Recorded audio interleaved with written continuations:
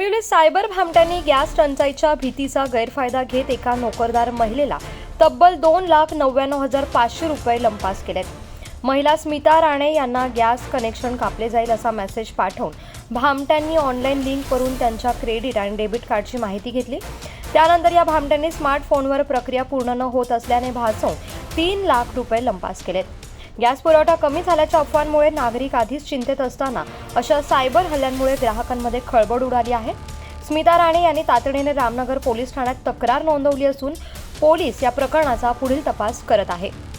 Dombivli police station हद्दीत 2 महिलांच्या बाबतीत हा प्रकार घडलेला आहे की महानगर गॅस लिमिटेड कंपनीकडून बोलतो असं सांगून तुमचं गॅस कनेक्शन बंद होईल असं सांगून त्यांना APK फाईल पाठवल्या आणि त्या APK फाईलमध्ये त्यांनी फॉर्म भरायला सांगितले आणि त्यानंतर सदर महिलांच्या बँक अकाउंटमधून जवळपास एका बँक अकाउंटमधून 3 लाख रुपये आणि दुसऱ्यामधून 1 लाख रुपये अशी रक्कम संबंधित फसवणूक करण्याच्या खात्यावर वळती झालेली आहे.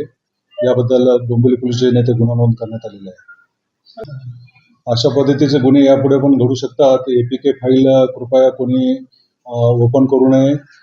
खात्रीशीर असतील तरच त्या ओपन करण्यात याव्या, अन्यथा आपली आर्थिक फसवणूक या माध्यमातून होऊ शकते याची खबरदारी सर्वांनी घ्यावी.